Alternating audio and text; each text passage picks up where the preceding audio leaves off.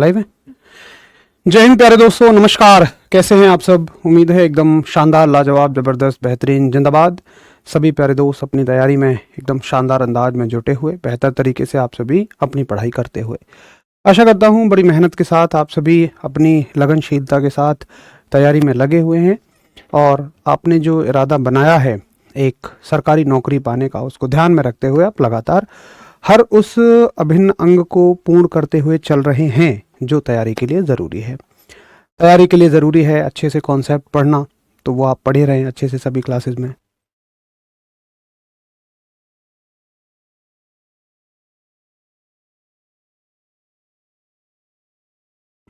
तो कॉन्सेप्ट आप सभी ने बहुत अच्छे से पढ़ ही लिए हैं।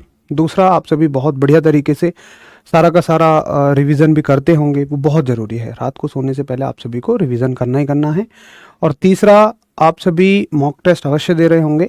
मैंने आपको बहुत पहले रिकमेंड किया था कि आप सभी टेक्स्ट बुक से ना मॉक टेस्ट अवश्य दीजिए, वो आप अवश्य दे रहे होंगे।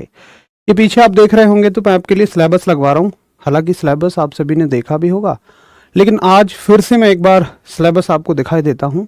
उसमें इसलिए दिखाना ज़रूरी है कि आपको पता लगे कि हमने कोई भी टॉपिक मिस नहीं किया है। सारे टॉपिक हमारे जो सिलेबस में थे वो कंप्लीट हो चुके हैं, चाहे वो एएलपी की क्लास के लिए हों, चाहे वो टेक्नीशियन की क्लास के लिए हों।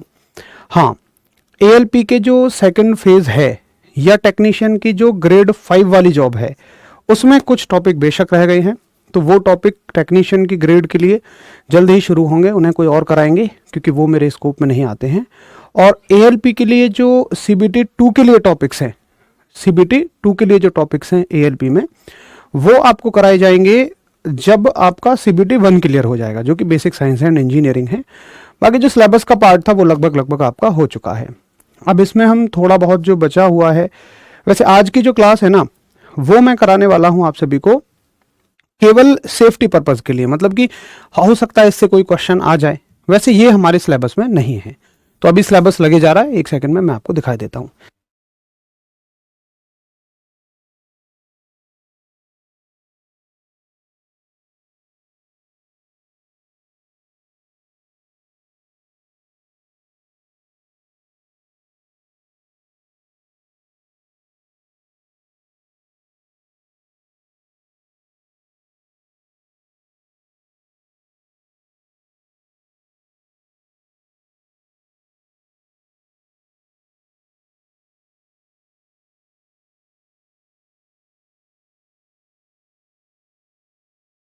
अभी बस 1 मिनट का समय दे दीजिए, थोड़ा सा सिलेबस उनको नहीं मिल रहा है, तो सिलेबस अभी आपको बताए दे रहे हैं, दिखाई दे रहे हैं, और तुरंत ही फिर मैं आपको दिखाता हूँ कि सारे टॉपिक लगभग हमारे कवर हो गए हैं ना।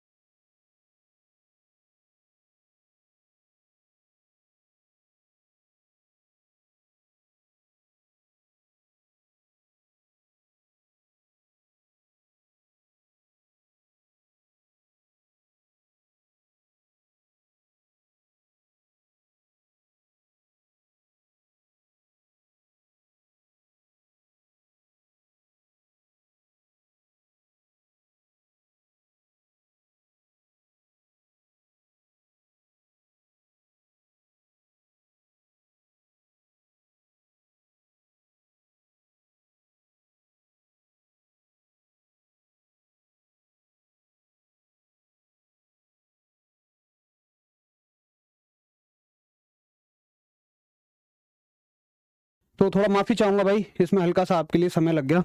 अब देखिए, पहले मैं आपको बताऊंगा कि ये जो सिलेबस है आपका ये दिया हुआ होगा आपको, जो ये सिलेबस है आपका ALP की स्टेज 1 का, ALP स्टेज 1 का भी यही सिलेबस है।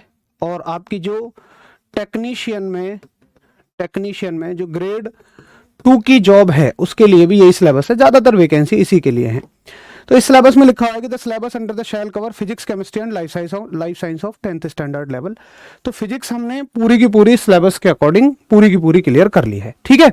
अच्छा, अब अगर हम देखें, देखो टेक्नीशियन में आपकी एक ग्रेड 5 की जॉब है, ग्रेड 5, और ALP में स्टेज 2 का अलग से सिलेबस दिया हुआ है। तो चलते हैं जरा दोनों सिलेबस की तरफ देखें।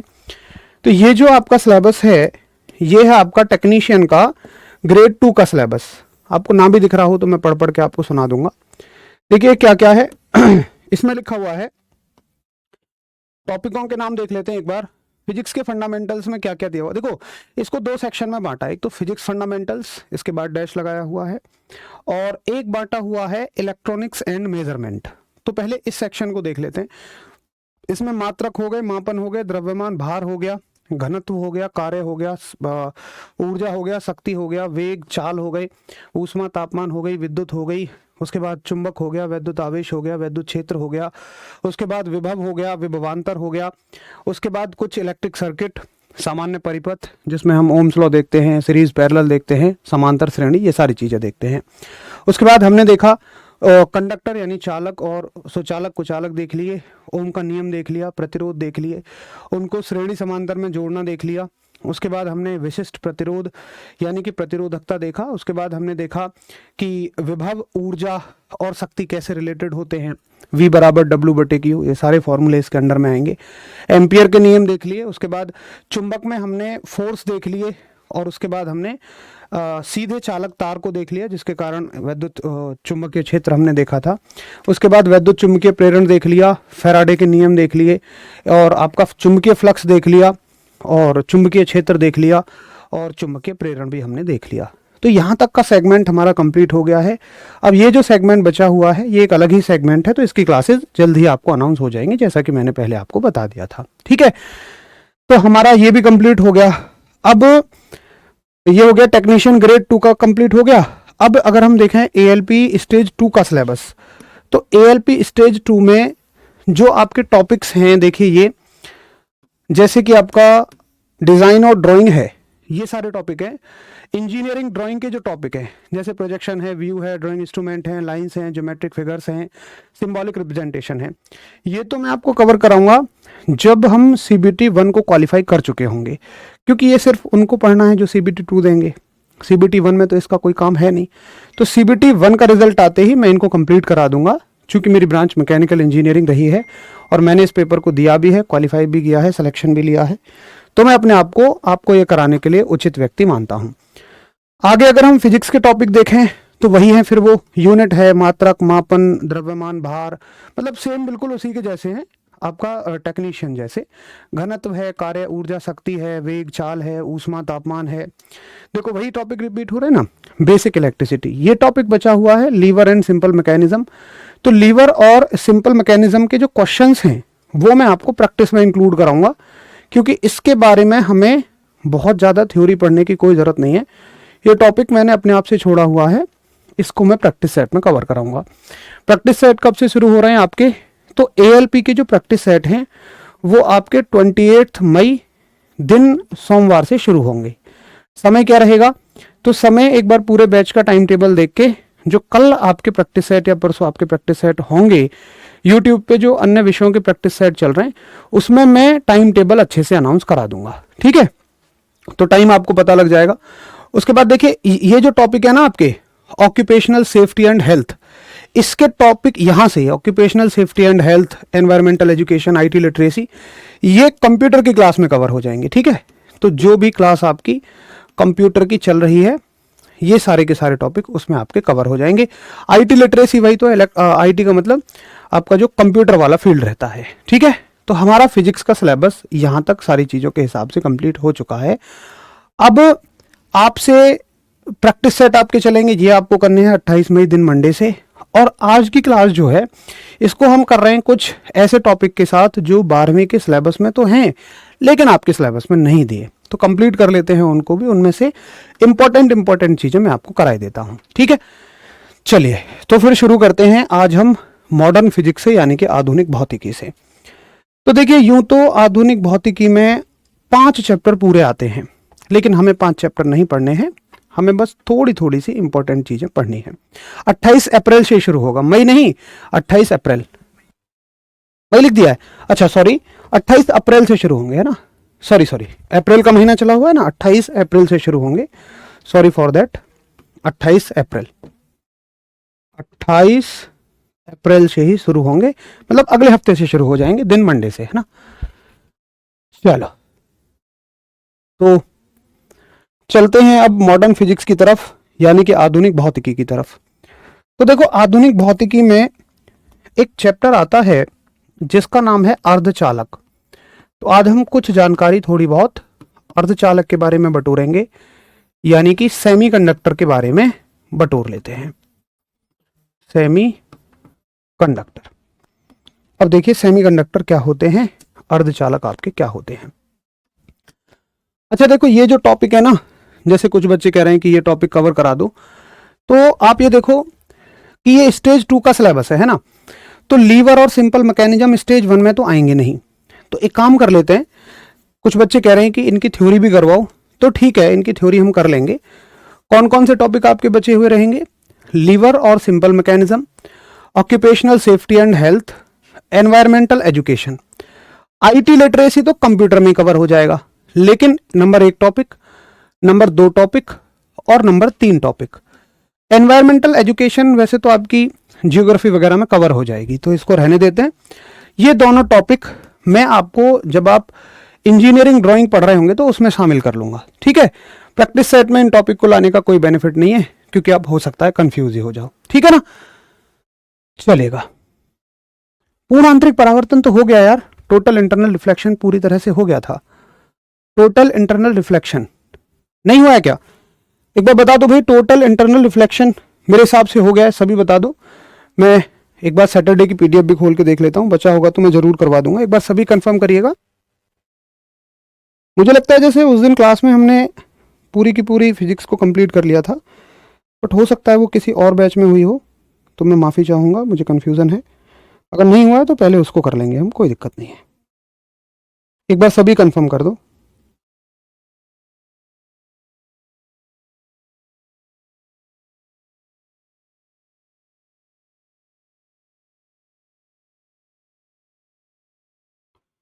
अच्छा, जहाँ तक मैं समझ पा रहा हूँ कि पुरानी पीडीएफ को देखने के बाद मुझे समझ में आ रहा है कि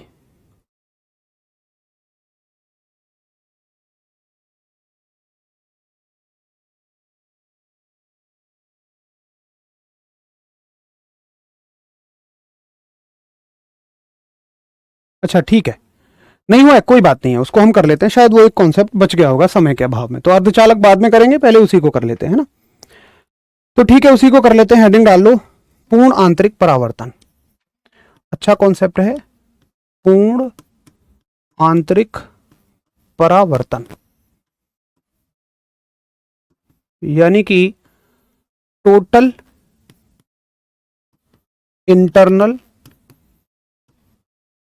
इंटरनल रिफ्लेक्शन। अब देखो क्या होता है पूर्ण आंतरिक परावर्तन, इसको अच्छे से समझेंगे। देखिए, जैसे मान के चलिए कि मेरे पास एक कांच की पट्टी है, ये मेरे पास एक कांच की पट्टी है और ऊपर है हवा। तो कांच की पट्टी किसकी तरह काम करेगी, सघन माध्यम की तरह, यानी कि डेंसर मीडियम की तरह। और हवा जो है, एयर जो है, ये रेरर मीडियम की तरह काम करेगी, यानी कि ये विरल माध्यम की तरह काम करेगी। ये आपका रेरर मीडियम है, ठीक है। अब देखिए होता क्या है, एक बार केशव शर्मा जी का स्क्रीनशॉट लेकर उसको अपलोड कर दो। शायद हो गई है यार, वैसे तो 19 अप्रैल की फिजिक्स की क्लास, एक बार आप अपना ऐप अपडेट कर लो, मेरे हिसाब से सारी क्लासेस हुई पड़ी हैं, नहीं है तो कोई बात नहीं, उसको करा देते हैं। तो देखिए होता क्या है कि जब कोई भी प्रकाश की किरण, आप खुद देखिए, जब किसी सघन माध्यम से विरल माध्यम में जाएगी तो उसके साथ क्या होगा। आप कहेंगे अगर मैं यहां पर एक अभिलंब डालूं, कॉमन नॉर्मल डालूं, तो ये किरण देखिए जानी तो ऐसे चाहिए थी, दरअसल बिल्कुल सीधी निकल जानी चाहिए थी, लेकिन ये क्या होगा, कॉमन नॉर्मल से दूर हटेगी, है ना। ये अभिलंब से हल्की सी दूर हटेगी। इसके बारे में प्रकाश में हमने अच्छे से सीखा कि ये किरण ऐसे अभिलंब से थोड़ी सी दूर हट जाएगी। अच्छा, अगर मैं जिस टॉर्च से या जिस लेजर लाइट से ये किरणें डाल रहा हूं उसका एंगल और थोड़ा सा बढ़ा दूं तो क्या होगा। तो आप कहेंगे कि देखो, अगर आप एंगल बढ़ाएंगे, मान लो आप यहां से डालेंगे, तब ये थोड़ी और ज्यादा हटेगी, यानी कि कुछ इस प्रकार से हट जाएगी। अब आप फिर से और एंगल बढ़ाएंगे, मान लो आपने और एंगल बढ़ाया, तो हो सकता है कि ये प्रकाश की किरण बिल्कुल सीधी निकल जाए। मैं सही कह रहा हूं भैया? एंगल जैसे जैसे बढ़ाते चले जाओगे, देखो जैसे जैसे यहां का एंगल बढ़ेगा, ये एंगल बढ़ेगा, वैसे वैसे यहां का भी एंगल बढ़ेगा, और एक समय ऐसा आएगा कि ये वाला एंगल, जो एंगल आपका आर है, ये 90 डिग्री हो जाएगा। तो जब एंगल आर 90 डिग्री हो जाएगा तो उस समय पे एंगल आई का नाम हो जाता है आई सी, और इस घटना को हम कहते हैं कि यह कोण क्रांतिक कोण है। आईसी क्या है? क्रिटिकल एंगल है, यानी कि क्रांतिक कोण है। क्रिटिकल एंगल यानी कि क्रांतिक कोण। तो क्रांतिक कोण क्या है कि वो आपतन कोण, रिफ्रैक्शन का वो एंगल जिस पे अपवर्तन का कोण, यानी कि जो मतलब इंसिडेंट का वो एंगल जिस पर रिफ्रैक्शन का एंगल 90 डिग्री हो जाए, यानी कि एंगल आर कितना हो जाना चाहिए? 90 डिग्री हो जाना चाहिए, और प्रकाश की किरण बिल्कुल फ्लैट हो जाएगी। अब इसके बाद क्या होगा? अगर तुम इसके बाद भी एंगल बढ़ाओगे तो क्या होगा?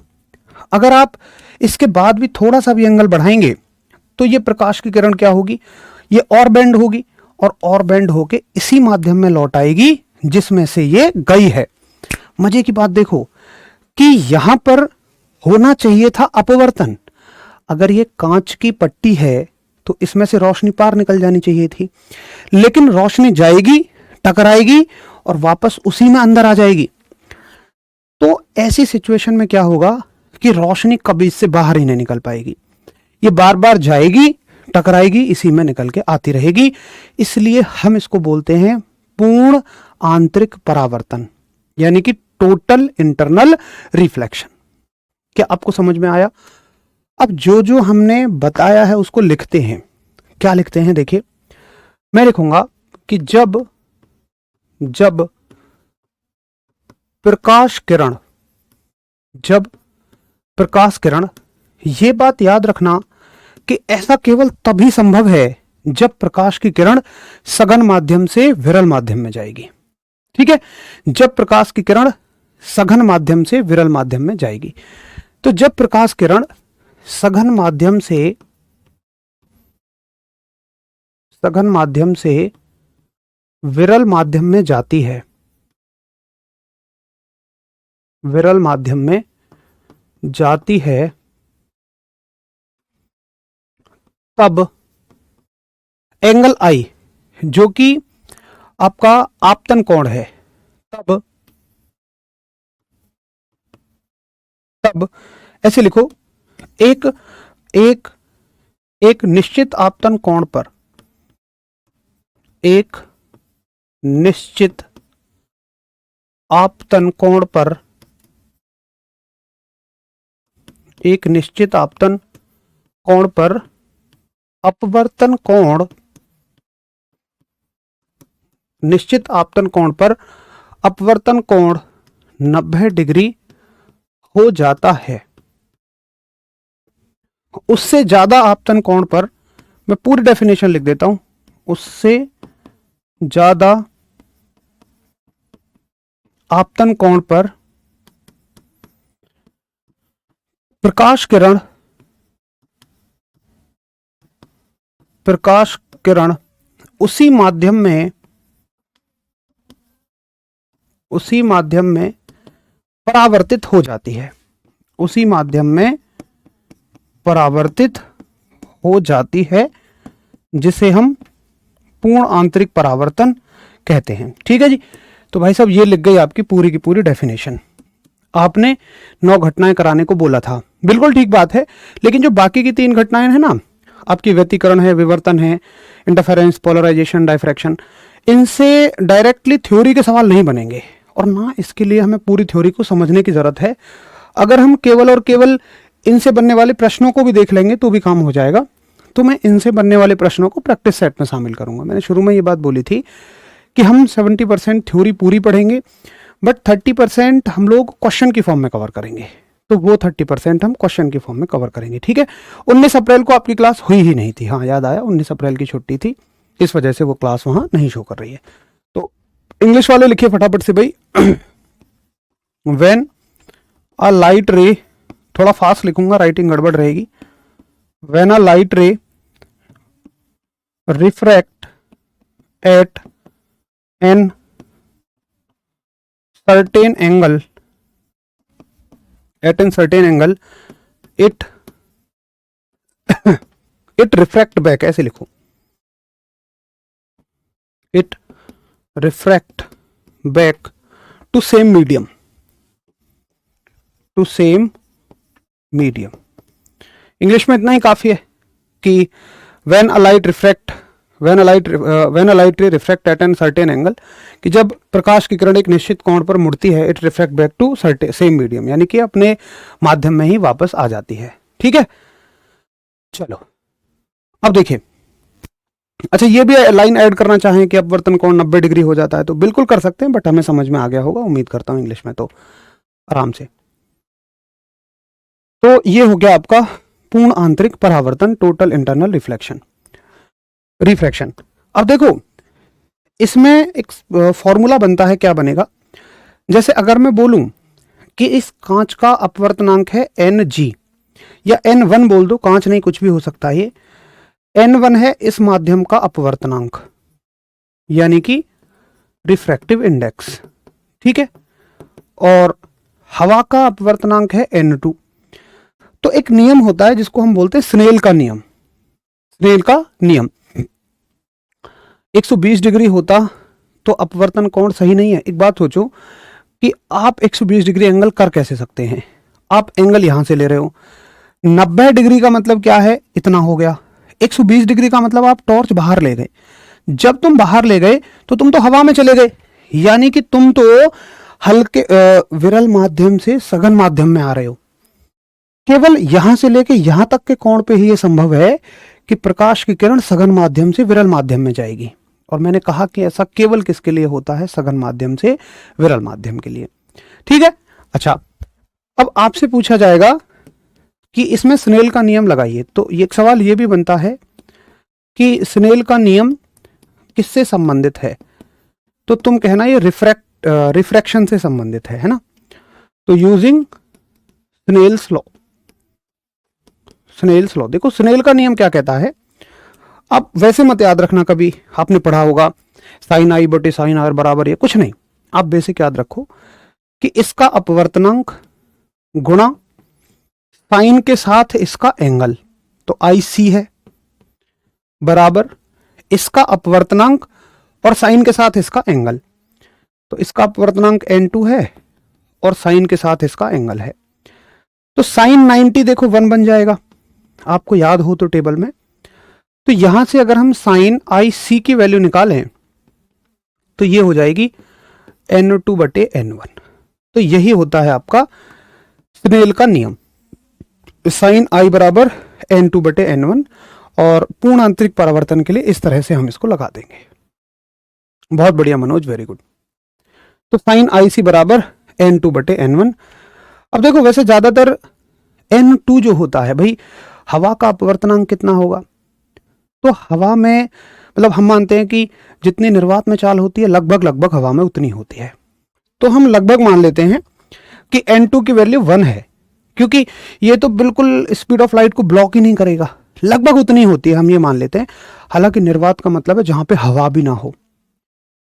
अब निर्वात में तो प्रकाश की चाल 3 × 10⁸ है, लेकिन हवा में हल्की सी कम होगी, बट हम उसको नेग्लेक्ट कर देते हैं। तो यहाँ पे आप यहाँ से आगे बढ़ाएंगे साइन आई सी से कि लगभग N2 की वैल्यू जो है वो कितनी होती है 1। तो आप क्या कहेंगे कि साइन आई सी बराबर N2 की वैल्यू 1 रख दोगे तो ये हो जाएगी 1/N1। ये फॉर्मूला आपका आ जाएगा, साइन आई सी बराबर 1/N1। आप डायरेक्टली इसको पढ़ते होंगे, है ना, बट आज आप सीख रहे होंगे कि ये फॉर्मूला कहां से आया है। ज्यादा गहराई में, इससे ज्यादा गहराई इसमें है भी नहीं। मैं जब बोलता ये बात कि ज्यादा गहराई में मत जाइएगा जब हम डायरेक्टली इसको लिखते, लेकिन अब तो हमने अच्छे से सीखा है कि ये आता कहां से है। इससे क्या आएगा, तो इससे एक छोटा सा न्यूमेरिकल आएगा। क्या बहुत मुश्किल होगा, खुद देख लो। एक क्वेश्चन आएगा, बताइए कि किसी माध्यम के लिए जो क्रिटिकल एंगल है, क्रिटिकल एंगल यानी कि क्रांतिक कोण, क्रांतिक कोण, ये है आपका क्रांतिक कोण 30 डिग्री, 90 डिग्री से कम रहेगा हमेशा, है ना। क्रांतिक कोण 30 डिग्री है, तो उस माध्यम का अपवर्तनांक बताइए, उस माध्यम का रिफ्रैक्टिव इंडेक्स बताइए। ये आपसे सवाल आएगा, ठीक है। इसको इधर कर लेते हैं।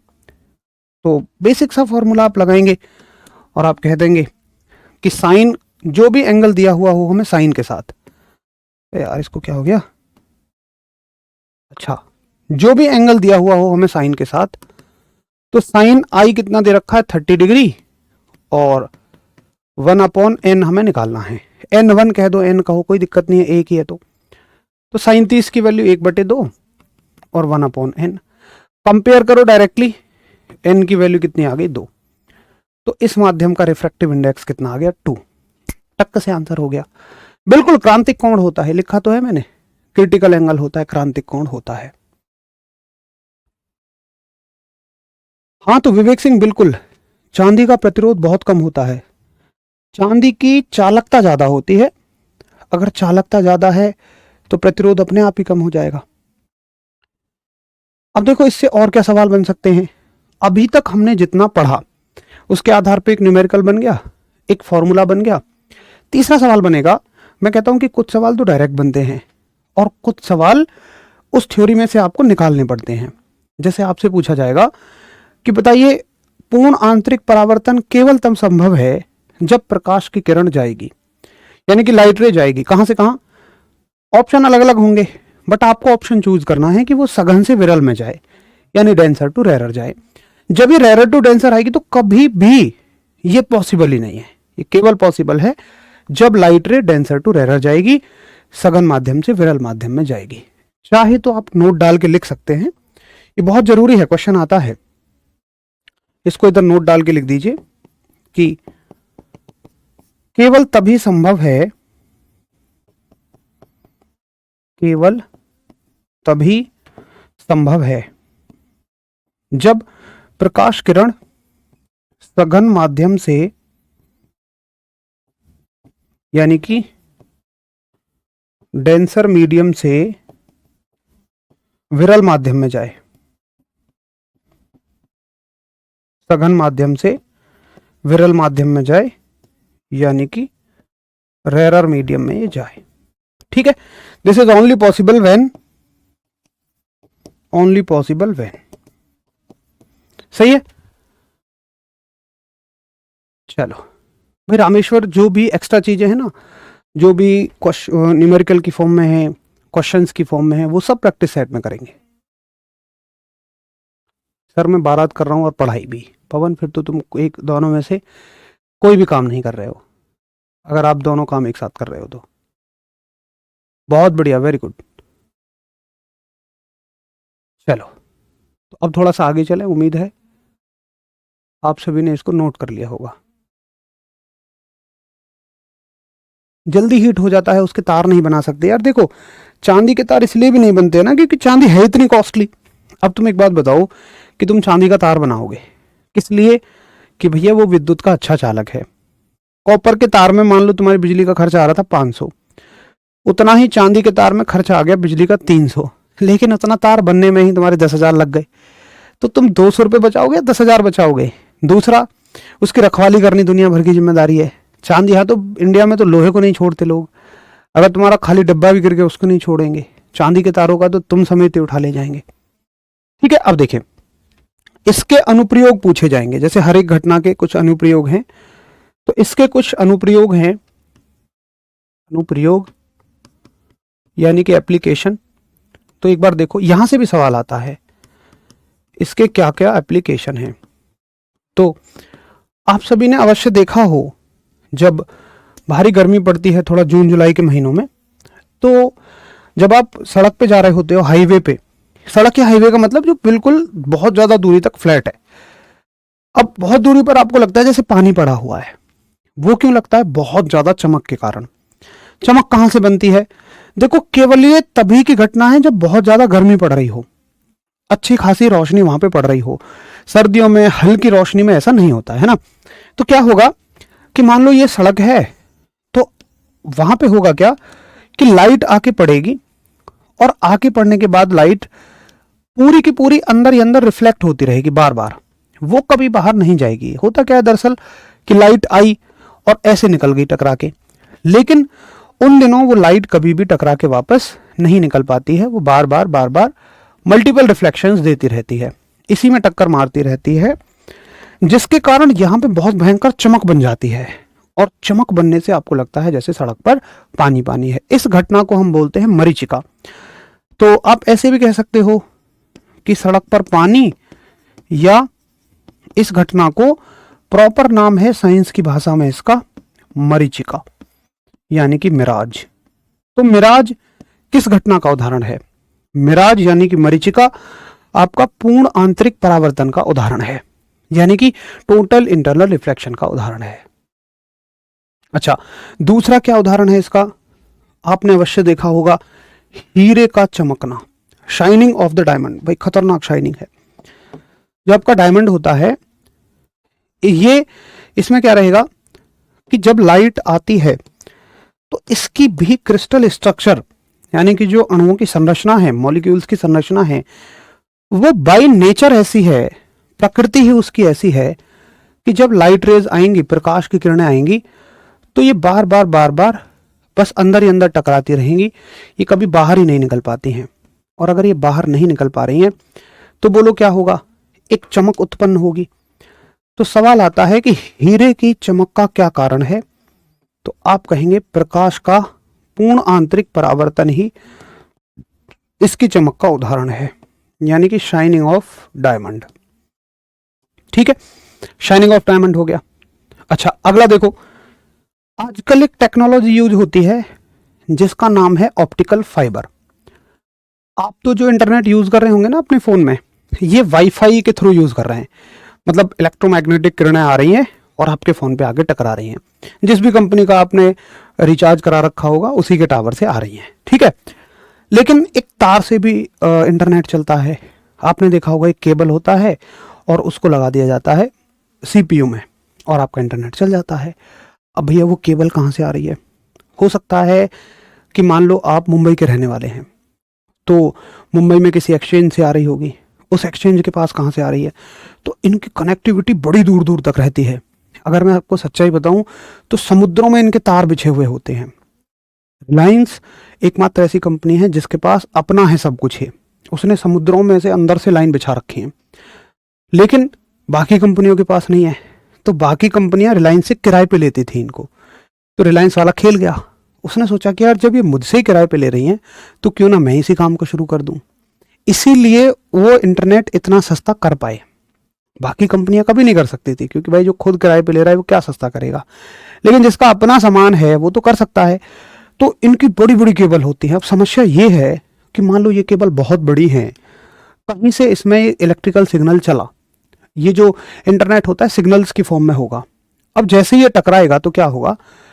मान लो ये सिग्नल ऐसे चला, ऐसे, अब मान लो हो सकता है कि ये इसमें से पार भी निकल जाए, कुछ हिस्सा लौट जाए ऐसे, फिर कुछ हिस्सा जब यहाँ टकराएगा तो कुछ हिस्सा इधर लौट हो जाएगा और कुछ हिस्सा इधर पार हो जाएगा। तो जो बार बार पार हो रहा है तो लॉस है। और मान लो यहाँ 100 था, यहाँ 80 बचा, यहाँ 60 बचा, तो ये तो थोड़ी दूरी पर जाकर ही दम तोड़ देगा। तो हमें क्या चाहिए? हमें चाहिए कि ये लॉस बिल्कुल भी ना हो। तो हम इनका रिफ्रैक्टिव इंडेक्स ऐसे सेट करते हैं कि अंदर का माध्यम सघन बने और बाहर का विरल बन जाए। इनका अपवर्तनांक ऐसा बनाते हैं कि अंदर डेंसर मीडियम हो, ऊपर रेयर मीडियम हो। तो क्या होगा कि ये कभी पार नहीं निकल पाता और पूरा का पूरा अंदर ही अंदर परावर्तित करता रहेगा, टोटल इंटरनली रिफ्लेक्ट करता रहेगा। इसको बोलते हैं हम ऑप्टिकल फाइबर। तो इसका तीसरा इस्तेमाल जो पेपर में पूछा जाता है ये है ऑप्टिकल फाइबर, यानी कि प्रकाशिक तंतु। अब देखो ऐसे ही फिनोमेना यूज किया जाता है जो डॉक्टर का स्टेथोस्कोप है, उसमें भी देखो अगर उसको दिल पे रख दो ना, जिसमें वो डब्बी सी होती है और डॉक्टर के कानों में जाया रहता है, तो कानों में बड़ी साफ आवाज सुनाई देती है तुम्हारे दिल की। लेकिन नॉर्मली क्यों नहीं सुनाई देती है? क्योंकि जैसे मान लो हरीश सोचे कि वो मेरे दिल की धड़कनें सुन ले दूर से ही, तो मेरे दिल की धड़कन जो बाहर निकल रही है ना, वो लॉस हो जा रहा है उसका, सारी दिशाओं में फैल जाती हैं। लेकिन वो जो पाइप होती है ना, उसमें धड़कन बगैर लॉस के आगे बढ़ती है। तो डॉक्टर का जो स्टेथोस्कोप है वो भी टोटल इंटरनल रिफ्लेक्शन के प्रिंसिपल पे ही काम करता है। स्टेथोस्कोप स्टेथोस्कोप भी इसी सिद्धांत पर कार्य करता है। ठीक है, तो याद रखेंगे सभी लोग। बिल्कुल दीपक, वो इसी की वजह से होता है, वो आपका टोटल इंटरनल रिफ्लेक्शन की वजह से होता है। तो इससे बहुत सारे सवाल बन सकते हैं, इन तीनों में से कोई बन जाएगा। पीछे मैंने आपको 3-4 सवाल बनाए उनमें से, तो इस टॉपिक से अकेले से 6 से 7 सवाल आपके बन जाते हैं। उम्मीद है कि आपको वो 6 से 7 सवाल बहुत अच्छे से समझ में आ जाएंगे। तो एक बार नोट हो जाए तो थम्स अप करिए कृपया। फिर थोड़ा सा हम सेमीकंडक्टर का पोर्शन देख लेते हैं, हालांकि वो बिल्कुल भी इंपॉर्टेंट नहीं है, बट फिर भी कुछ कुछ पढ़ लेते हैं जो उसमें से भी मतलब चैप्टर में इंपॉर्टेंट होता है।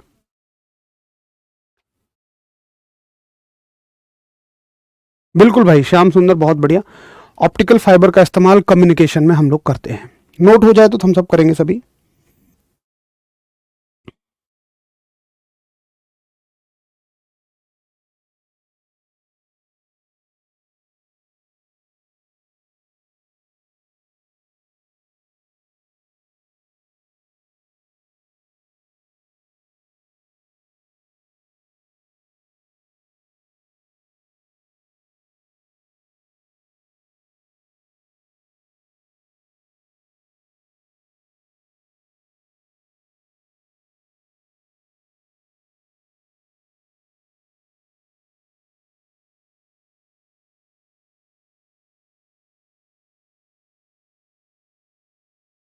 भाई वेदांत, मैंने बताया ना आपको कि पूरे वर्ष भर इसलिए नहीं होगा ना, क्योंकि ये स्थिति भयंकर गर्मी के समय पे पड़ेगी जब लाइट रेज बहुत स्ट्रांग होंगी।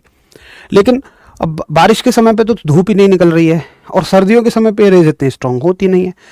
अच्छा चलो आगे चलते हैं अब, और थोड़ा सा अर्धचालक को देखे लेते हैं। तो देखो अर्धचालक क्या होते हैं कि जो आधे चालक होते हैं तो आधे क्या होंगे, आधे कुचालक होते हैं। देखो दरअसल क्या होता है कि 3 तरह के हमारे पास मटेरियल होते हैं। आप पहले 2 समझिए कि दुनिया में पहले 2 तरह के मटेरियल हैं, सुचालक यानी कि कंडक्टर, और दूसरे हैं हमारे पास कुचालक। कुचालक यानी कि इंसुलेटर। अब ये आप सभी जानते हैं कि इनमें सुचालकों में जो इलेक्ट्रॉन्स का फ्लो है ये बहुत अच्छा खासा हो जाता है, बहुत ज्यादा हो जाता है। और कुचालकों में इलेक्ट्रॉन का फ्लो कभी ऐसा मत कहना कि नहीं होता है। कैसे होता है भैया? देखो जैसे लकड़ी है, इंसुलेटर है, लेकिन लकड़ी को तुम पानी में गीला कर दो तो उसमें इलेक्ट्रॉन का फ्लो होना शुरू हो जाता है। तो कुचालकों में भी इलेक्ट्रॉन का फ्लो होता है, लेकिन ना के बराबर। जैसे जस्ट एक मैं नंबर लूं आपको समझाने के लिए, तो मान लो इसमें 100 होता है तो इसमें 1 होगा, यानी इससे 100 गुना कम। अब मुझे एक समय पे आके ऐसी धातुओं की जरूरत पड़ी जिनमें इलेक्ट्रॉनों का फ्लो मान लो 10 होना चाहिए, यानी कि इनसे कम होना चाहिए, इनसे ज्यादा होना चाहिए। तो मैंने जमीन को खोदना शुरू किया और मुझे मिलते हैं 2 एलिमेंट। मुझे मिलते हैं 2 एलिमेंट जिनको मैं नाम देता हूं, ये जस्ट मैंने अपनी तरफ से नंबर लिया है ना। मुझे मिलते हैं 2 एलिमेंट जिनको मैं नाम देता हूं अर्धचालक। अर्धचालक यानी कि सेमीकंडक्टर, यानी कि जो आधे अधूरे कंडक्टर हैं। अब ये कौन कौन थे सेमीकंडक्टर जो मुझे मिले जमीन से? वो मुझे मिलते हैं सिलिकॉन और जर्मेनियम। सिलिकॉन और जर्मेनियम, ये 2 पदार्थ हैं जिनका इस्तेमाल हम सेमीकंडक्टर बनाने में करते हैं, ठीक है, सिलिकॉन और जर्मेनियम। अब देखो, यूं तो इसमें भी बहुत सारी वैरायटी हैं कि सिलिकॉन और जर्मेनियम से भी हमारा काम पूरा नहीं हो पाता है।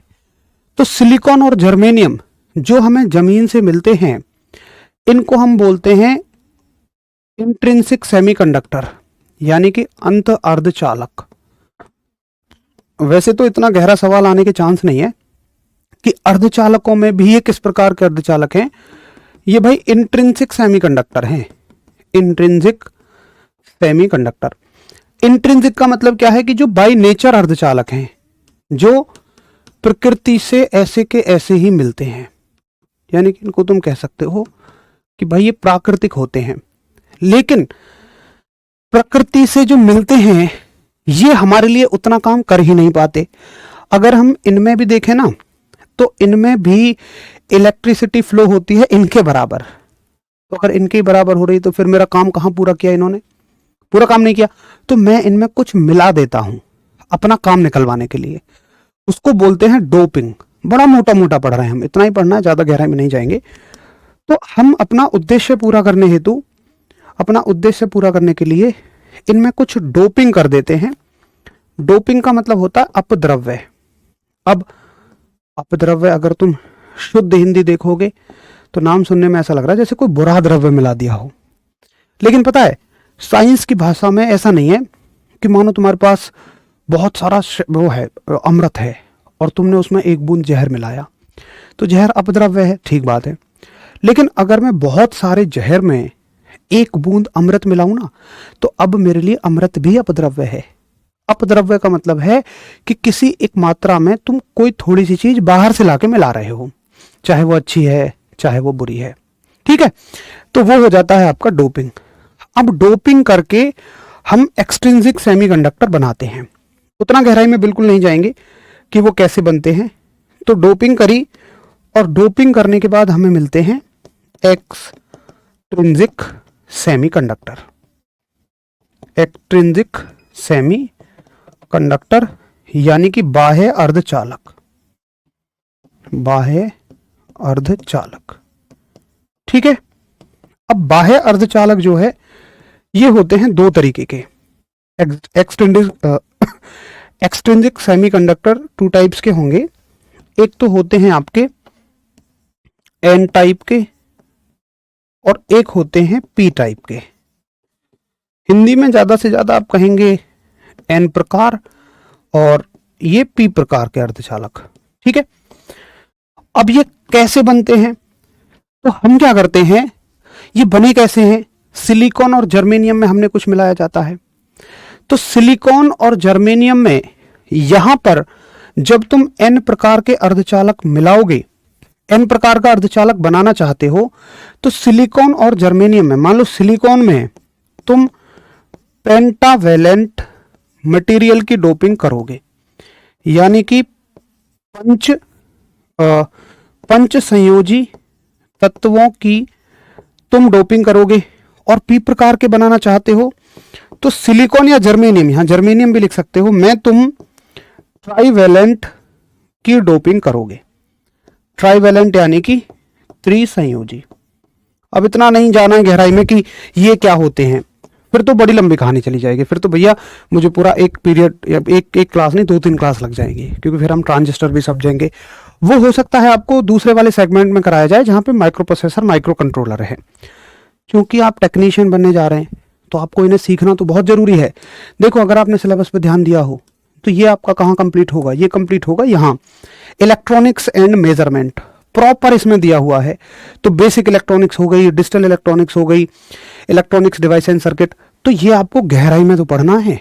लेकिन भाई इसको कोई और अध्यापक कराएंगे दूसरे सेगमेंट के। बिल्कुल कट एंड क्लियर में बोल रहा हूँ, मेरी ये ब्रांच ही नहीं है। दरअसल ये पूरी इंजीनियरिंग की एक ब्रांच है। जैसे मेरी ब्रांच है मैकेनिकल, तो मैकेनिकल में क्या क्या पढ़ते हैं हम? पूरी फिजिक्स पढ़ते हैं, इसलिए मुझे फिजिक्स आती है। बेसिक साइंस एंड इंजीनियरिंग में इंजीनियरिंग ड्राइंग पढ़ते हैं, तो वो मुझे अच्छे से आती है। अब एक ऐसे ही हमारी ब्रांच की तरह दूसरी ब्रांच होती है जिसको हम बोलते हैं इलेक्ट्रॉनिक्स ब्रांच। तो ये सब कुछ आपको करवाएंगे जिन्होंने इंजीनियरिंग या पॉलिटेक्निक इस ब्रांच के साथ की होगी। मुझे केवल बेसिक इलेक्ट्रॉनिक्स आती है, बाकी इलेक्ट्रॉनिक्स अंदर की गहराई की है, तो वो आपको कोई और अध्यापक कराएंगे, ठीक है, जिसके बारे में जल्द ही सूचना आपको मैं ही दे दूंगा, क्योंकि ये बात मैं अंकित सर तक लगातार पहले भी पहुंचाई थी मैंने, फिर भी पहुंचाऊंगा। तो उन्होंने कहा कि जब आपका सिलेबस खत्म हो जाए तो एक बार आप बात कर लेना, फिर हम बैठ के बात कर लेंगे कि इनको कौन कंप्लीट कराएंगे, ठीक है। तो हालांकि ये सारी चीज़ें फिर से आप वहाँ पढ़ोगे, लेकिन ये मेरी फिजिक्स में भी आता है इलेक्ट्रॉनिक्स, बेसिक इलेक्ट्रॉनिक्स आती है, बट जब आप इतने गहराई की इलेक्ट्रॉनिक्स पढ़ेंगे तो इसको तो कंप्लीट कर ही लेंगे, तो ये वहाँ आपको बहुत अच्छे से और भी समझ में आ जाएंगे, ठीक है। तो भाई ये हो गया मेरा सिलेबस यहाँ तक ख़त्म। अब आप सभी को कल यानी ट्यूसडे से लेके संडे तक क्या कर रहा है, तो मैंने प्रैक्टिस सेट कल से क्यों शुरू नहीं किया, क्योंकि मैं आपको खुद से 6 दिनों का टाइम दे रहा हूँ। किस लिए दे रहा हूँ आप समझ गए होंगे। मेरा हमेशा से जोर रहा है आप सभी को रिवीजन के लिए कहने पर, क्योंकि मैं समझता हूँ रिवीजन की इंपॉर्टेंस क्या है। देखो, आप कितना भी अच्छा पढ़ लो, कितना भी टीचर आपको बेहतर समझा लें, कितना भी आपको अच्छा समझ में आ जाए, लेकिन दिमाग की ना रिटेन करने की, उसको बनाए रखने की, उसको याद रखने की जो क्षमताएं हैं वो बड़ी लिमिटेड है। 1 दिन 2 दिन है, किसी के 2 दिन है, किसी के 1 दिन है, तो उसको लंबे समय तक अगर आप याद रखना चाहते हैं तो आपको रिवीजन ही करना पड़ेगा। इसलिए जितना भी आपने पढ़ा है थोड़ा थोड़ा करके रिवीजन करो। और भाई टेक्स्ट बुक से ना अब सभी लोग अच्छे से टॉपिक वाइज टेस्ट लगाते चलना। हालांकि मैं भी जो लेके चलूंगा वो मैं टॉपिक वाइज ही टेस्ट लेके चलूंगा। फॉर एग्जांपल, मान लो मैं शुरू करता हूँ मोशन, तो मोशन में जैसे मुझे पता है जिस सीक्वेंस में बिल्कुल हमने पढ़ा है, मैं उसी सीक्वेंस में क्वेश्चंस लूंगा कि पहले डिस्टेंस, डिस्प्लेसमेंट, विस्थापन, दूरी के सवाल, फिर स्पीड, वेलोसिटी, चाल और वेग के सवाल, फिर एक्सेलरेशन के सवाल, त्वरण के सवाल, त्वरण से बनने वाले सारे सवाल, फिर गति के समीकरण पढ़ेंगे, इक्वेशन ऑफ मोशन, तो सारे के सारे सवाल। इसी समय पे संभव नहीं हो पाएगा, उसके लिए मैं माफ़ी चाहूँगा, क्योंकि इसी समय पे ऑलरेडी मेरी एक क्लास लगी हुई है किसी दूसरे बैच में। लेकिन मैं प्रैक्टिस सेट का टाइम आपको मैं इसीलिए बोल रहा हूँ क्योंकि मुझे यही टाइम उस बैच में ना दरअसल और कोई टाइम फिट ही नहीं बैठ रहा। मैंने तो यही बोला था कि मैं इसी क्लास में कंटिन्यू कर लेता हूँ, लेकिन समस्या ये आ रही है कि उस बैच में इस टाइम के अलावा और कोई टाइम फिट ही नहीं बैठ रहा है। तो आपके लिए टाइम मैं जो प्रैक्टिस सेट आपके चले हुए हैं यूट्यूब पे 2 दिन 3 दिन लगातार, जैसे आपकी मंडे से क्लास है ना, तो फ्राइडे और सैटरडे मैं दोनों दिन लगातार उसमें अनाउंस करा दूंगा, और जब भी कल या परसों में मैं खुद आपके टेलीग्राम ग्रुप पे डाल दूंगा, ठीक है। मैकेनिकल का बिल्कुल मैं पढ़ाऊंगा पूरा, जो आपकी बेसिक साइंस एंड इंजीनियरिंग है, और उसमें जो थोड़ा सा पार्ट बचा हुआ है जैसे कि आपका हेल्थ एंड सेफ्टी हो गया, वो भी पढ़ा लेंगे। उसके कुछ कोड्स वगैरह होते हैं उनको कंप्लीट कर लेंगे, और साथ ही आपके जो लीवर एंड सिंपल पेंडुलम है उसको भी कंप्लीट करेंगे। IT लिटरेसी वाला पार्ट कंप्यूटर में चला जाएगा, वो वहाँ से कवर हो जाएगा, बिल्कुल चिंता मत करिए। तो बिल्कुल परेशान मत होइए। मेरी तरफ से जो मेरे हिस्से में सिलेबस है मैंने उसको पूरा करने की कोशिश की है, पूरा किया भी है। और हमेशा देखो एक बात तो होती है कि हम थ्योरी में 70% से ज़्यादा क्वेश्चंस कवर नहीं कर सकते, बाकी आपके जो क्वेश्चंस पूरे होने हैं वो 30% आपके, बाकी 30% मत कहिए, 25% कहिए, क्योंकि 5% तो हमेशा आउट ऑफ सिलेबस आपको लगेगा ही। यानी कि 40 में से 2 सवाल 3 सवाल तो आपको लगेंगे जो आउट ऑफ सिलेबस हैं। बाकी बचे हुए सवाल हम अच्छे से प्रैक्टिस सेट में कर रहे होंगे, ठीक है। तो चलिए अब अच्छे से रिवीजन करना बढ़िया तरीके से। अब मिलते हैं मंडे को एक नए समय पे एक नए प्रैक्टिस सेट के साथ। टाइम आपको पता लग जाएगा। तब तक के लिए नमस्कार, धन्यवाद।